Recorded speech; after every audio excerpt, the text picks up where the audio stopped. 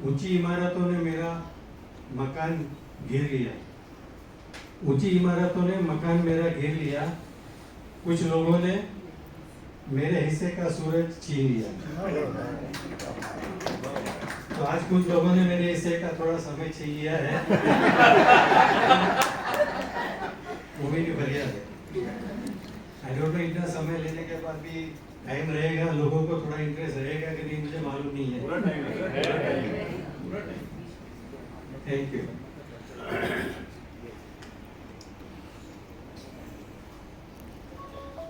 वैसे मेरे लिए आज बहुत खुशी का दिन है। आज जिंदगी में पहली दफे मैं हेमांगिनी के सामने ऊंची आवाज में बात कर रहा हूं। बहुत सही रहा, बहुत सही रहा, बहुत सही, बहुत सही रहा, सपोर्ट कीजिए। बहुत सही। वैसे तो आज का विषय बहुत जी का तो लगता है कि आदमी अच्छा होगा। हमको भी कभी मिलाइएगा, खास करके हेमांगिनी को जरूर मिलेगा।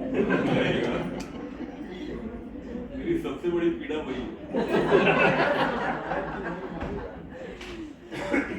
वैसे तो हम कैतन फैन है, लेकिन आज हमारी एक फरियाद है। जावेद अख्तर का एक शेर है, ऊंची इमारतों ने मेरा मकान घेर लिया। ऊंची इमारतों ने मकान मेरा घेर लिया। कुछ लोगों ने मेरे हिस्से का सूरज छीन लिया। बिल्कुल सही है। तो आज कुछ लोगों ने मेरे हिस्से का थोड़ा समय छीन लिया है। वो भी नहीं बढ़िया है। आई डोंट नो, इतना समय लेने के बाद भी टाइम रहेगा, लोगों को थोड़ा इंटरेस्ट रहेगा कि नहीं, मुझे मालूम नहीं है। अरे पूरा टाइम है विषय। Thank you.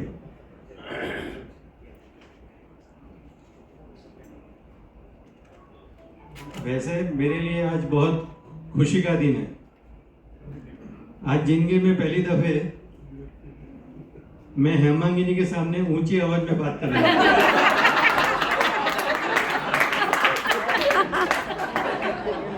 तो प्लीज मुझे सपोर्ट कीजिए। वैसे तो आज का विषय बहुत गंभीर है, बहुत डीप है।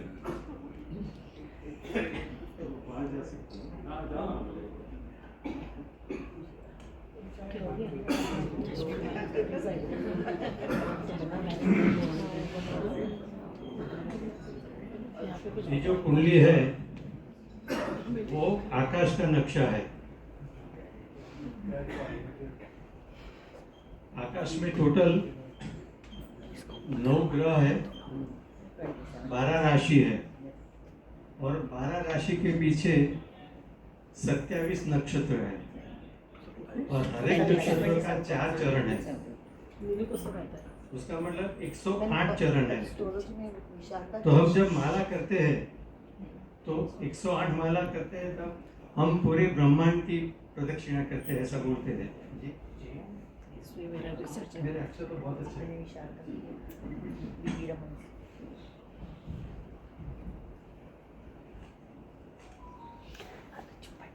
तो ये जब ग्रह, नक्षत्र, राशि वगैरह जब एक कुंडली में आके बैठ जाते हैं तो बहुत धमाल करते हैं, दिल से झगड़ते हैं, मारामारी करते हैं, खूनामर्की कर देते हैं, क्या क्या नहीं करते। और वो जो भी करते हैं उसके हम जीवन कहते हैं। एक गाना था,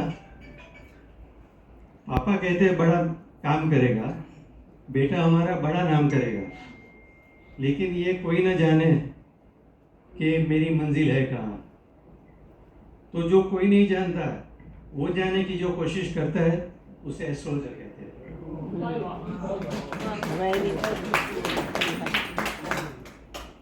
एस्ट्रोलॉजी एक ऐसा सब्जेक्ट है कि सबको कुतूहल होता है कि भाई ये है क्या, ये साइंस है, ये आर्ट है, ये तुक्काबाजी है। तो उसके पीछे कोई लॉजिक है कि नहीं, वो जानने का हम आज प्रयत्न करेंगे।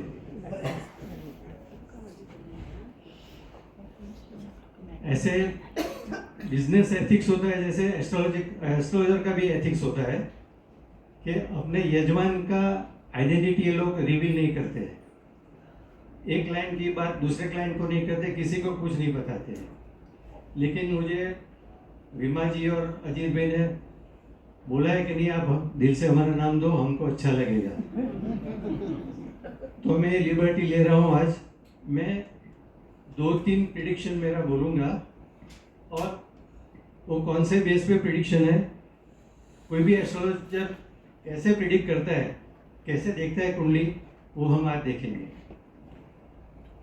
तो पहला प्रिडिक्शन है, एक रोटेरियन फैमिली का आदमी रोटेरियन फैमिली के बारे में जब प्रिडिक्ट करता है तो बात थोड़ी ऑथेंटिक हो जाती है, ऑथेंटिसिटी बढ़ जाती है उसकी। अजीत भाई और वीमा जी की एक बेटी है, बहुत प्यारी सुंदर बेटी है, इंटेलिजेंट भी है। और जो इंटेलिजेंट है उसका एक रीजन ये है कि उसने गुजराती लड़का चुन लिया है। और उसको पहले से मालूम था कि गुजराती लोग अच्छे होते हैं।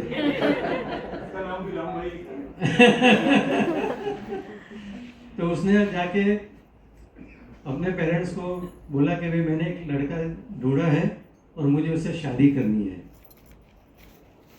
तो अपने पेरेंट्स को उसने राजी कर लिया।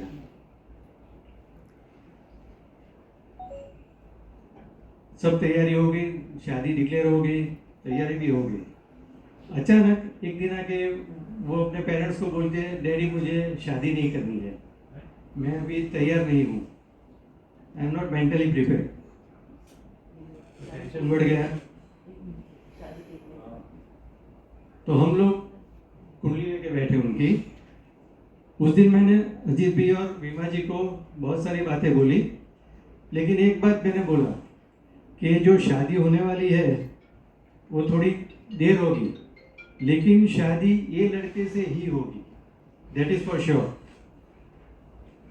5 साल के बाद वीमा जी का फोन आया कि हमारी बेटी की शादी तय हो गई है और आपने जो बोला था वही गुजराती लड़के के साथ हो रही है, तो आप जरूर आना शादी में। दूसरी प्रिडिक्शन है 2003 की। तेली गली के कॉर्नर पे हमारा एक प्रोजेक्ट चल रहा था। वही तेली गली जहाँ अपना प्रकाश भाई ROKR है, उसकी ऑफिस है, वही तेली गली कॉर्नर में हमारा एक प्रोजेक्ट चल रहा था। तो एक इंजीनियर, जूनियर इंजीनियर आके बोलता है कि अंकल जी, कल ही मेरे वहाँ बेटा पैदा हुआ है, गुजरात के कोई इंटीरियर गाँव में पैदा हुआ था, 2 दिन का बेटा था उनका, हमने उसकी कुंडली बनाई। कुंडली में जो भी अलग अलग चीज़ था, लेकिन एक चीज़ ऐसी थी कि बहुत प्रोमिनेंट थी। तो मैंने उसको बोला कि बच्चा जब बड़ा हो जाएगा तो उसको बोलने में थोड़ी तकलीफ रहेगी, वो स्टैमर करेगा। मैंने जैसे बोला कि ये आकाश का नक्शा है, तो कुंडली कैसे बनती है, नक्शा कैसा है। तो अभी 8:45 ऑलमोस्ट है। तो उसका मतलब ये है, इसमें क्या होता है बेसिकली कि बालक का जन्म जब होता है तो पूर्व दिशा में जो राशि स्थित है वो राशि उसको लग्न स्थान बोलते हैं, उसको पहला घर बोलते हैं। तो अभी सपोज 8:45 ऑलमोस्ट है, तो ये जो बालक अभी कोई किसी का जन्म हो रहा है, तो अभी पूर्व दिशा में कुंभ राशि है। सुभाष भाई, अभी पूर्व दिशा में कुंभ राशि है। कुंभ राशि मेष राशि से गिने तो 11वीं बात, तो हम इधर 11 लिख सकते हैं। आजकल शनि महाराज, शनिदेव कुंभ राशि में स्थित है, तो हम इधर शनि लिख सकते हैं। कुंभ के बाद आती है मीन राशि, सेकंड हाउस। वो जो सेकंड हाउस है वो मीन राशि है, वहाँ आजकल राहु विराजमान है। चौथे स्थान पे रहेगा वृषभ राशि, वहाँ गुरु और मंगल साथ में बैठे हुए हैं। ये छठे स्थान पे अभी सूर्य है, अभी अभी की मैं बात कर रहा हूँ, जो चल रहा है, तो सूर्य अभी छठे स्थान में कर्क राशि में है। इधर सिंह राशि है, वहां चंद्र, बुध और शुक्र विराजमान है, और राहु के सामने केतु होता है, तो इधर 8वें स्थान में केतु है। तो ये अभी जो बालक का जन्म हो रहा है, ये उसकी कुंडली हो गई, जो हमने सबने मिलकर तैयार की, वो कुंडली तैयार हो गई। तो अभी अंधेरी पश्चिम में हम लोग है, ये टाइम है। दुनिया का कोई भी आदमी कुंडली बनाएगा, वेदर वो एंटार्क्टिका में, अमेरिका में, यूरोप में, कई जगह पर है, कुंडली यही बनेगी, 100% यही बनेगी। उसका मतलब क्या हुआ कि जहाँ तक कुंडली का सवाल है, it is a pure science, it's a pure mathematics.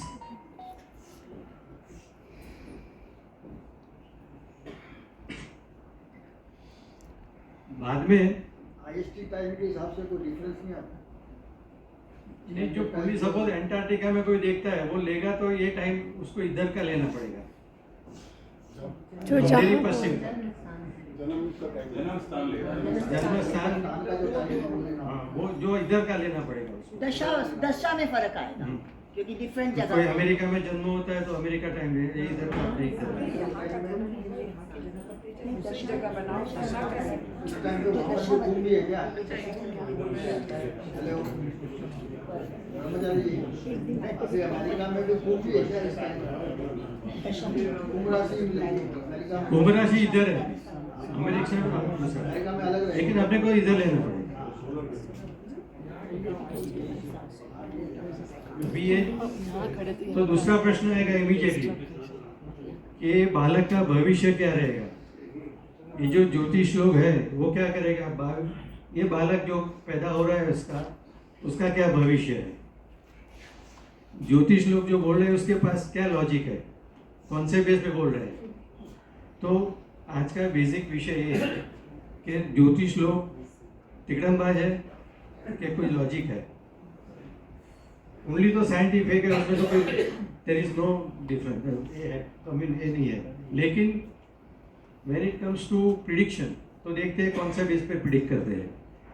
तो ये जो पहला स्थान होता है वो बालक, उसको जातक बोलते हैं, वो जातक का खुद का स्थान है। वो बालक कैसा रहेगा, उसका हाइट बॉडी कैसी रहेगी, स्वभाव कैसा रहेगा, कैरेक्टर कैसा रहेगा, वो इंटेलिजेंट रहेगा कि पप्पू रहेगा, वो सब इधर से मालूम पड़ेगा। सेकंड हाउस है, वो है कुटुंब, बैंक बैलेंस, धनस्थान है, बैंक बैलेंस और जवान, स्पीच। उसका खानदान कैसा रहेगा बालक का, वो इधर से मालूम पड़ता है।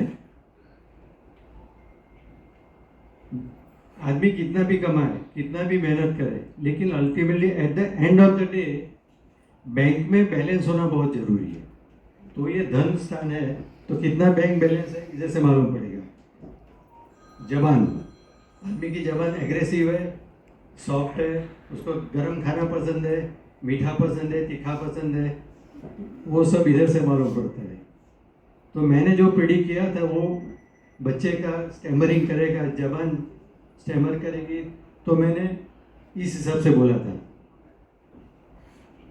महाभारत जो हुआ वॉर, युद्ध, उसके पीछे बोलते हैं कि ये सेकंड स्थान का बहुत महत्व है।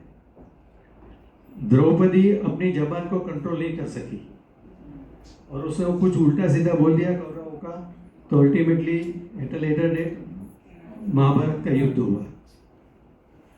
कैसे संभालोगे जिंदगी के रिश्ते, कैसे संभालोगे जिंदगी के रिश्ते, एक जबान तो संभाली नहीं जाती, तो फिर महाभारत होता है। ये तीसरा स्थान, इसमें कम्युनिकेशन है, छोटी मोटी मुसाफरी है, छोटे भाई बहन है और विचारों का उद्भव स्थान। अब ये चौथा स्थान है, वो बहुत इंपॉर्टेंट है। वो माँ यानी कि मदर, मदरलैंड, प्रॉपर्टी, व्हीकल, और ये सुख स्थान है। आदमी कितना कमाएगा, कितनी शोहरत करेगा, दुनिया भर का ये है, लेकिन वो आदमी सुखी है कि नहीं, वो इधर से मालूम पड़ता है। मैं अपनी बात करूं आज, तो ये स्थान में मेरी कुंडली में बहुत पावरफुल शुक्र है इधर।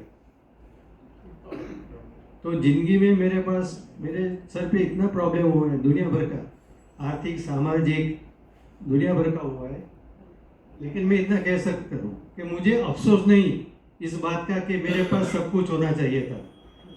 मुझे अफसोस नहीं है बात का कि मेरे पास सब कुछ होना चाहिए था। मैं उस वक्त भी मुस्कुराता था जब मुझे रोना चाहिए था।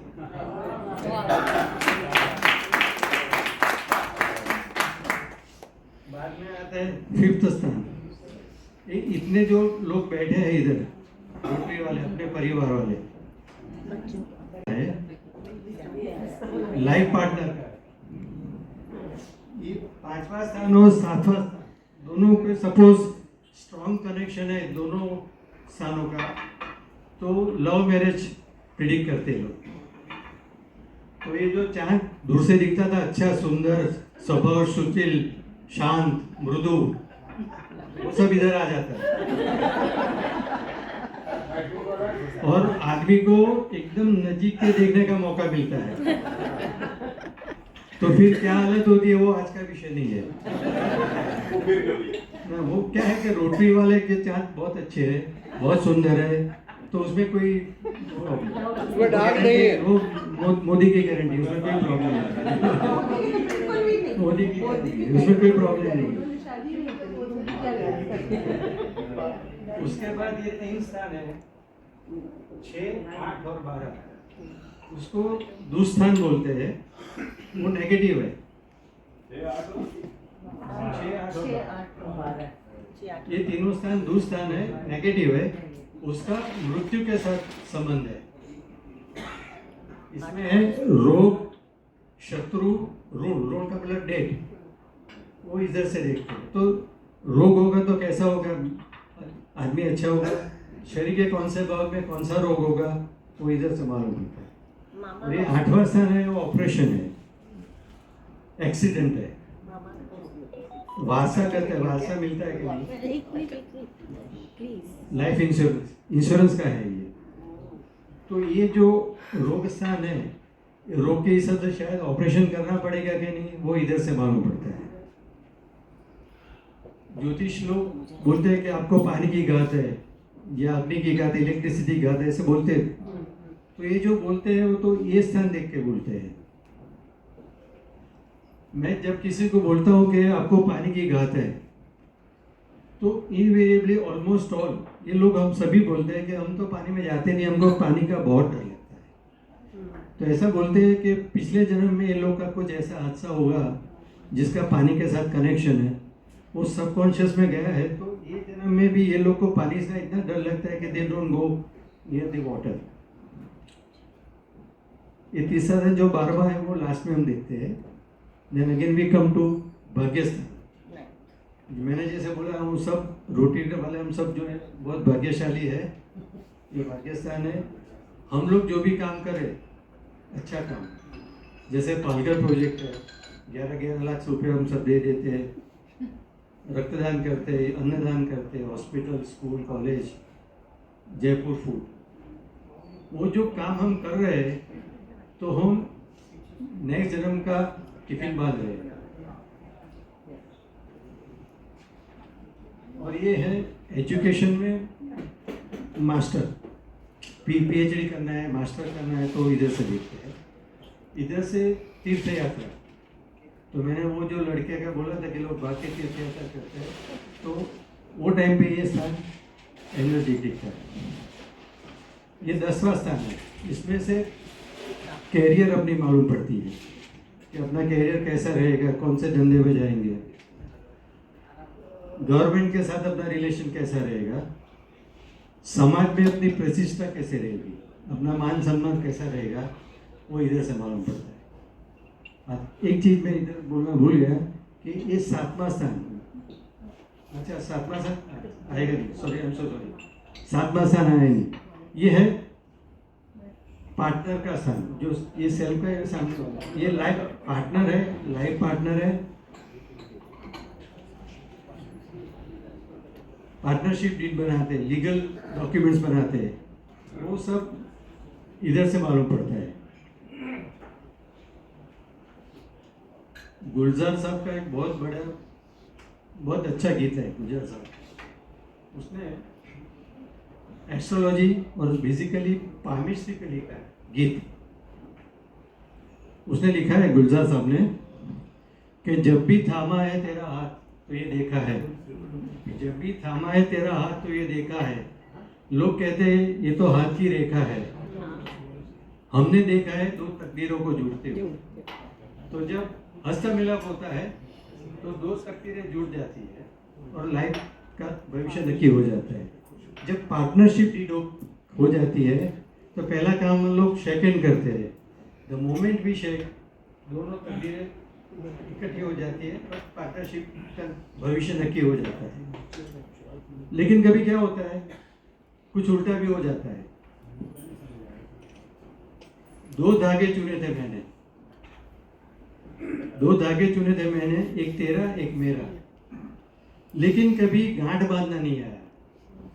तो गांठ नहीं बांधते हैं तो छूटा छेड़ा होता है, ब्रेकअप होता है। तो हम लोग बात कर ये लाइफ पार्टनर, जीवन संगिनी और ये भविष्य। तो कभी क्या होता है कि ये दोनों में स्ट्रॉन्ग कनेक्शन है तो आदमी का भाग्य शादी के बाद खुलता है। तो बोलते हैं घर में लक्ष्मी आई, तो ये लक्ष्मी इधर से आती है। ये दोनों कनेक्शन होता है तो शादी के बाद भाग्य खुलता है लोग का।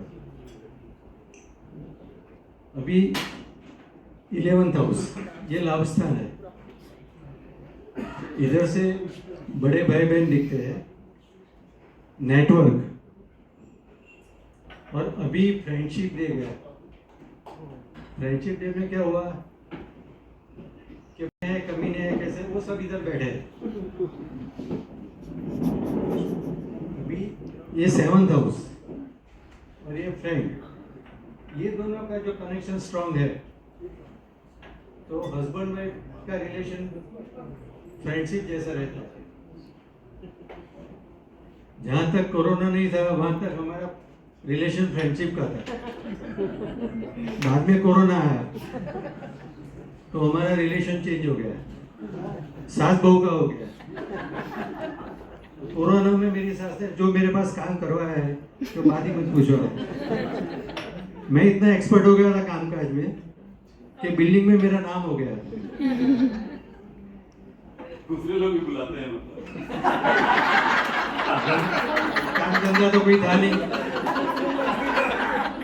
इनकम तो कोई था नहीं, तो इनकम का एक नया जरिया खुल गया था। लेकिन मेरी सास इतनी पावरफुल थी कि मुझे ये फायदा मुझे मिला नहीं। Exclusive for me. तो अभी ये बीना का गीत माला की आखिरी पैदान, ये लास्ट 12 हम जब आते हैं तो इधर से आते हैं और पूरी जिंदगी जीते हैं इधर, और इधर आके बाय बाय करके चले जाते हैं। ये है हैवी एक्सपेंसेस, जेल, हॉस्पिटलाइजेशन, वृद्धाश्रम, आइसोलेशन, वो सब इधर से देखते हैं। लेकिन प्रवीण गुप्ता जी ने एक दफे मुझे बोला था कि कोई भी कहानी का अंत करुण है तो वो पिक्चर चलती नहीं है। आपने मुझे बोला था ऐसा। कोई एक्सेप्शन होता है लेकिन मोटा मोटा सबको हैप्पी एंडिंग पसंद है।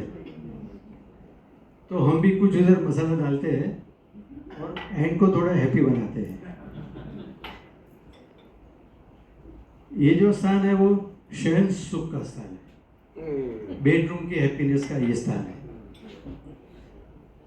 क्या होता है, कभी लोगों की माचो इमेज होती है, बड़ा बड़ी मूछें है, बाइसेप्स है, सिक्स पैक्स है। बेडरूम में क्या हालत है वो उसकी वाइफ को मालूम है। या तो उसके डॉक्टर को मालूम है, लेकिन एक तीसरा आदमी है, उसको मालूम है, और वो है ज्योतिषी। तो इसीलिए मैं सबको बोलता हूँ कि बहुत सोच समझ के किसी को अपनी कुंडली बताना, क्योंकि ये सिर्फ एक्सरे या एमआरआई नहीं है, लेकिन दुनिया भर की चीज में दिखती है। जैसे इधर मैंने सहन सुख बोला, ऐसे एक्स्ट्रा मैरिटल अफेयर है किसका, लफड़ा है किसका, कोई ड्रग एडिक्ट है, दुनिया भर का प्रॉब्लम, वो सब वो ज्योतिषी देखता है। तो बहुत सोच समझ के किसी को कुंडली बतानी। तो अभी क्या होता है, ज्योतिषी जो मेन बात ये है, बहुत लोग आपको दिखाने की सोच रहे थे। सांस में चेंज कर मैं अपने पैर पे कुहाड़ी मार तो जो लोग नहीं आएंगे उसका मतलब मालूम है कि क्यों नहीं आते।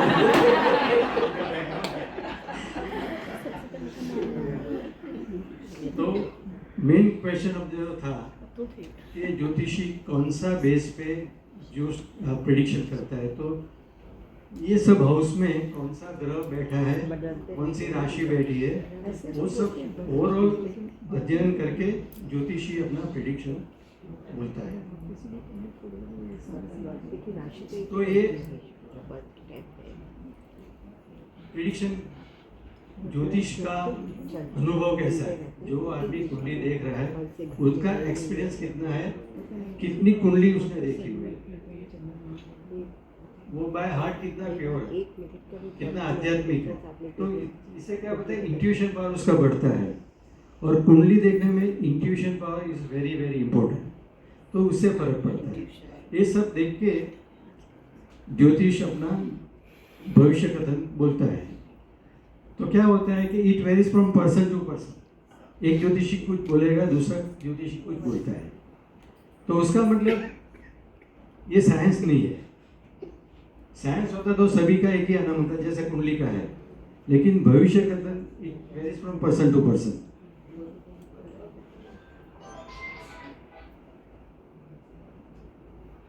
अभी कि कुंडली देख के कोई बता नहीं सकता है कि पुरुष की कुंडली है कि स्त्री की कुंडली है, जेंडर मालूम नहीं पड़ती है देखने को। और दूसरा जो कोई मुझे बोल रहा था, सुभाष भाई, जुड़वा, जब ट्विंस पैदा होते हैं तो 2-3 मिनट का फर्क होता है, छोटा उम्र। तो जब कुंडली बनेगी तो दोनों की एक ही कुंडली बनेगी, दोनों का एक ही भविष्य बनेगा, लेकिन ऐसा जनरली होता नहीं है। जुड़वा का मतलब देखने में सरका हो, स्वभाव सरका, ऐसा जरूरी नहीं है। तो ये मर्यादा है। मेरी भतीजी ऑस्ट्रेलिया में है, उनके ट्विंस है, 2 बेटी है। तो उसने मुझे दोनों की कुंडली भेजी और बोला, अंकल ये आपकी परीक्षा में आपको चैलेंज देती हूँ, आप ये कुंडली देखो और आप उसका भविष्य नक्की करो। मैंने वो चैलेंज एक्सेप्ट किया। ये दोनों कुंडली पर मैंने 6 महीना काम किया, रिसर्च किया। उसके बाद मुझे बहुत अच्छे रिजल्ट मिले, वेरी इंटेलिजेंट जवाब मिला उसका। लेकिन जब मुझे मालूम था कि जुड़वा कुंडली है करके, जो मुझे मालूम नहीं होता, तो मेरा भविष्य कथन गलत होने वाला था। तो ये माइनस पॉइंट है। तीसरा, ज्योतिष बोलता है क्या लग्न का, शादी का योग है, लग्न योग है, परदेश गमन योग है, ऑपरेशन का योग है, अलग अलग योग ज्योतिष बोलते हैं अपने को। तो मेरा अर्थघटन ऐसा है उसमें कि सपोज आपको कहीं जाना है, तो कोई बोलेगा कि भाई 9:20 की ट्रेन है, 2 नंबर के प्लेटफॉर्म पे आएगी। तो ये एक योग हो गया। क्या होता है कि 9:20 को 2 नंबर के प्लेटफॉर्म पे गाड़ी आती है, एक योग है। 9:20 की बजाय शायद 9:25 को आ सकती है, 2 के बजाय 3 नंबर के प्लेटफॉर्म पे ऐसा हो सकता है। लेकिन मोटा मोटा सब आती है, योग तो बनता है। लेकिन हम क्या बैठेंगे ट्रेन में, तो ईश्वर ने, भगवान ने हमको फ्री विल दिया है, विल पावर दिया है। हम नक्की कर सकते हैं कि ये ट्रेन में बैठने का है कि नहीं बैठना है, गिरदी जाती है या कोई अलग अलग रीज़न हो सकता है। तो based on our will power, free will, we decide कि इसमें जाना है कि नहीं जाना है। सरदार वल्लभ भाई पटेल, उनके बड़े भाई विठल भाई पटेल, उनके हाथ में एजुकेशन की रेखा नहीं थी, तो उन्होंने एक छड़ी ली और हाथ से काट दिया और एजुकेशन का लाइन बना दिया। उसके बाद वो इंग्लैंड गए, बैरिस्टर हुए और वापिस आए, और दैट इज विल पावर। और छेल्ली स्पष्टता, लास्ट जो आप बोले उसका जवाब आता है कि ये मेरा पैशन है, ये मेरा कोई बिजनेस नहीं है। मेरा भी best। मैं कुंडली देखने का कोई चार्ज नहीं लेता हूँ, फीस नहीं लेता हूँ, कोई गिफ्ट भी नहीं लेता हूँ, सिर्फ आशीर्वाद लेता हूँ। तो जैसे मैंने बोला था भगवान का दिया सब कुछ है, तो मुझे फिराक गोरखपुरी का एक शेर याद आ रहा है। इस ख्याल से छोड़ दी तस्बीह मैंने फिराक, फिराक गोरखपुरी। इस ख्याल, तस्बीह का मतलब माला। इस ख्याल से छोड़ दी मैंने तस्बीह फिराक, गिन गिन के क्या मांगो जो बेहिसाब देता है, गिन गिन के क्या मांगो। और जैसे हेमांगिनी बोलती है, उनको खोबो भरू ने तू दे दे दरी हो, तो फिर क्या मांगना है, किसी से क्या मांगना है? तो सिगरेट है, सिगरेट नहीं वो तो गुजराती गाना है वो। ऐसे करते हो तो जिंदा है। अरे हथेली दिखाएंगे तो दरिया मिलेगा, हथेली समझ उनको दरिया खोबो मिलेगा। भरू ने तू दे दे दरी, ऊपर वाला दरिया देता है तो खोबा क्या देता है? ऐसा रखो तो दुनिया। गुजराती में थोड़ा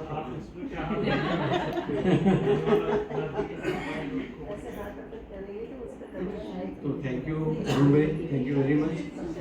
एक आपको सबको थैंक यू वेरी मच, आपका सबका आभार। मेरी ऊंची आवाज में आपने मुझे साथ दिया, इसलिए आप सबका आभार। और स्पेशल आभार हेमांगिनी का। मुझे मेरी पहचान रोटरी में हेमांगिनी से है। तेरे नाम से पहचाने जाते हैं हम, तेरे नाम से पहचाने जाते हैं हम, मालूम नहीं है शोहरत है या बदनामी।